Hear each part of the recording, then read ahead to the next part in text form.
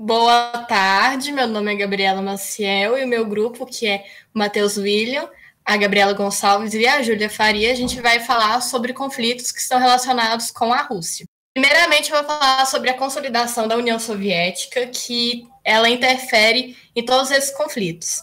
Primeiramente, é importante ressaltar que a Rússia ela tinha um sistema que era imperialista ainda. Enquanto vários países da Europa já tinham desenvolvido um capitalismo, a Rússia ela tinha um regime czarista. Então, surgiram dois partidos, os bolcheviques e os mencheviques, e os bolcheviques eles ganharam ascensão com a Revolução Russa de 1917.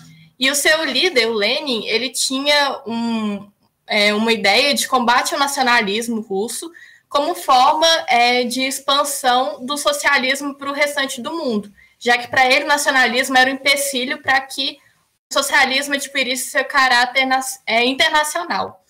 E para isso ele incentivou o nacionalismo das regiões autônomas. Boa tarde, sou a Gabriela e irei comentar sobre o stalinismo. Bem, então Lenin faleceu em 1924, o que provocou uma disputa pelo poder entre Trotsky e Stalin, que tinha uma divergência ideológica. Trotsky foi bastante perseguido por Stalin e foi assassinado por um agente stalinista. Com isso, o governo de Stalin consolidou-se, sendo marcado por uma forte centralização do poder, um aumento progressivo do controle do Partido Comunista e um intenso investimento na industrialização, principalmente com o estabelecimento do Plano Quinquenal. Para que mantivesse a coesão territorial, Stalin promoveu a política de russificação, que consistia no envio de grupos de origem e língua russas a outras repúblicas, de modo a direcionar a formação de uma identidade nacional. Contudo, com a crise do socialismo e o enfraquecimento do regime ditatorial, teve início o processo de fragmentação do país. Boa tarde, meu nome é Júlia. Bem, e com a crise do país, o governador Gorbachev tenta combater a crise econômica e evitar o crescente descontentamento da população em relação ao regime imposto pelo Partido Socialista da União Soviética, porém não surtiu o efeito desejado e os processos de fragmentação começaram na região do Cáucaso e com o separatismo dos países bálticos. Em 1991, a Rússia, a Ucrânia e Belarus lideraram os processos de independência, que deram origem a 15 novos países. Boa tarde, eu sou Matheus William e vou falar um pouco sobre a comunidade dos Estados independentes. Bom, na tentativa de integração desses países que se tornaram independentes após a fragmentação da URSS, em 1991 foi criada a Comunidade dos Estados Independentes, estabelecendo entre essas nações um sistema econômico comum. Uma característica importante da sua criação é que ela visava, sobretudo, a descentralização do poder, esse que antes estava concentrado pela URSS, além da promoção da paz. Porém, como veremos a seguir, muitos conflitos de caráter étnicos, sociais e regionais surgiram entre os envolvidos.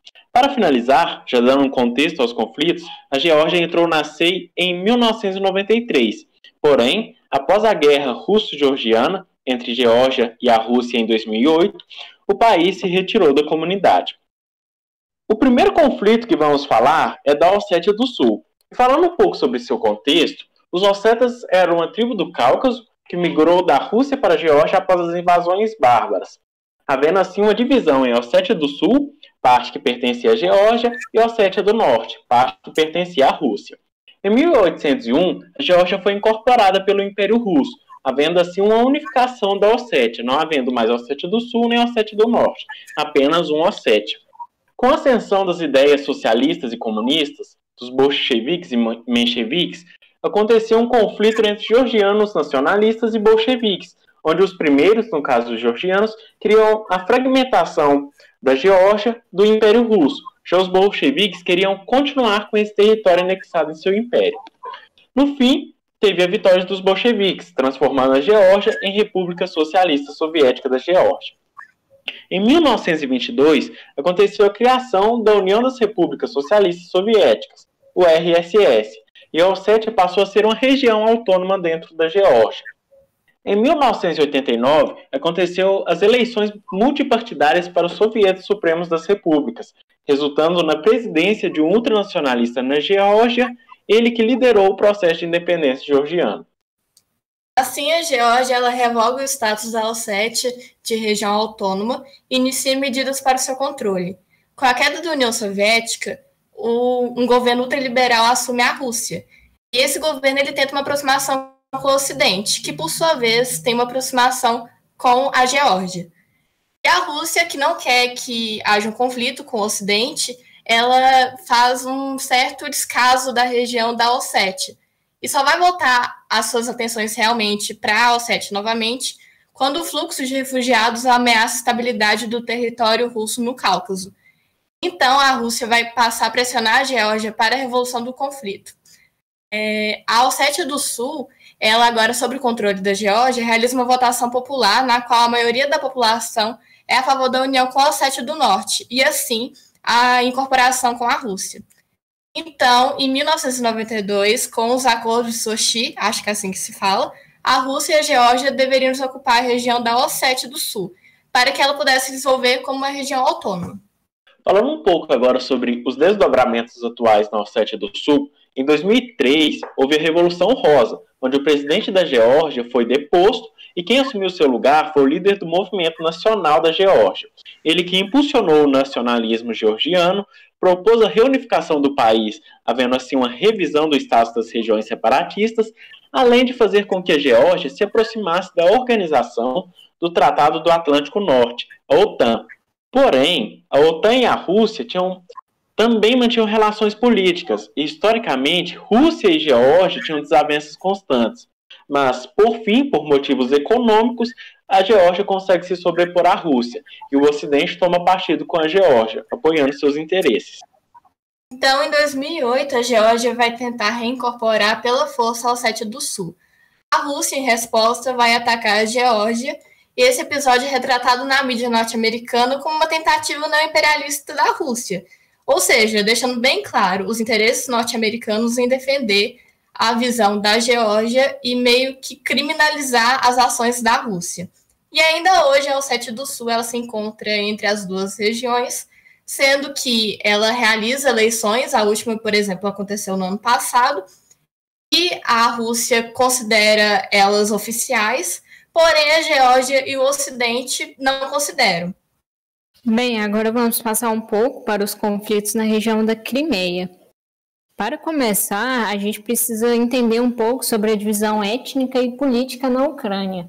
A Ucrânia é um país marcado por muita pluralidade política e linguística. Na região ocidental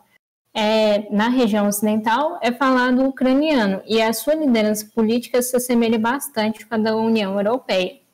Entretanto, na região oriental, a língua falada já é o russo e a maioria das descendências estão ligadas ao país vizinho. Exatamente por estar muito ligada ao país vizinho, a parte oriental do país estabeleceu um forte sentimento com a Rússia e eles defendem a integração da Ucrânia com Moscou. Exatamente também por esse motivo da parte oriental estabelecer um forte sentimento com a Rússia, emergiram vários grupos no país que passaram a disputar o poder na Ucrânia e o rumo dos direcionamentos diplomáticos e econômicos do país. Devido a esses grupos que foram surgindo, a instabilidade política começou a se elevar com o passar dos anos. Bem, então, em relação aos protestos na Ucrânia, vale lembrar que no mês de novembro de 2013 teve início uma série de protestos em torno do parlamento da Ucrânia, justamente devido à não assinatura de um tratado de livre comércio com a União Europeia, o que acirrou ainda mais as diferenças entre certos grupos políticos ucranianos. Tal decisão foi motivada pela influência russa no país, que não agradava da sua aproximação com o bloco europeu. Com isso, parte da população e grupos políticos opositores ficaram bastante descontentes com a postura submissa do governo e então iniciaram manifestações. Mas como houve a resistência do governo ucraniano para aderir à causa dos manifestantes, os militantes passaram a exigir a renúncia do presidente e do primeiro-ministro do país, que foram apontados como os principais responsáveis pela influência russa nas decisões nacionais. Até que em janeiro de 2014, o primeiro-ministro Mykola Razov pediu a sua demissão. No entanto, os opositores continuaram em protesto, exigindo também a renúncia do presidente Yanukovych, que foi substituído por um governo provisório posteriormente.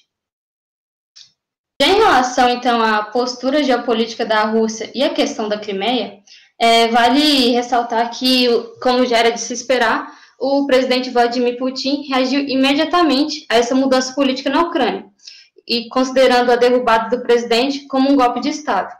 E isso iniciou, então, uma série de retaliações ao país, sendo a principal delas o início de uma intervenção sobre a Crimeia, que pertencia à Rússia.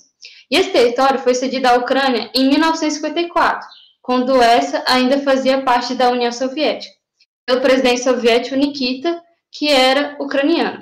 Por isso, Putin considera que as transformações políticas no país configuram uma ameaça à segurança dos cidadãos russos residentes na província em questão. Até que em 2010 foi feito um acordo entre os dois países sobre a questão da Crimeia, em que os russos foram autorizados a instalar uma base militar na cidade de Sebastopol, o que se mantém ainda hoje. E, em troca, a Rússia concedeu cerca de 40 bilhões de dólares em gás natural na época. Bem, após a tomada de poder pelas forças ucranianas, Putin militariza a região da Crimeia imediatamente, ocupando aeroportos e bases militares. A ação de Putin foi facilitada por não encontrar muita resistência do governo ucraniano, até porque a maior parte do exército é de origem ou descendência russa.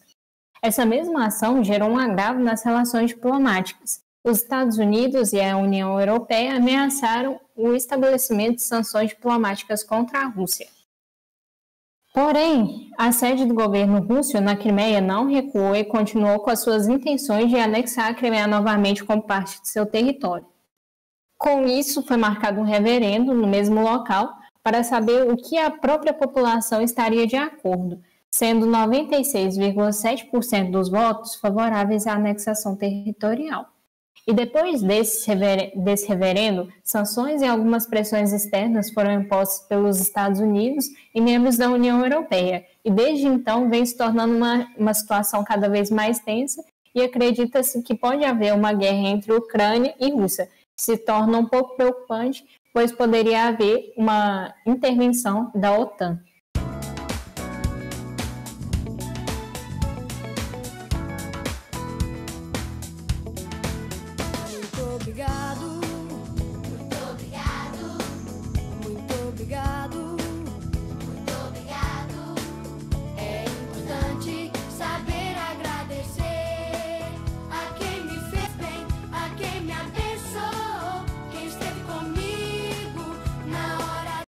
Now the world don't move to the beat of just one drum. What might be right for you may not be right for some.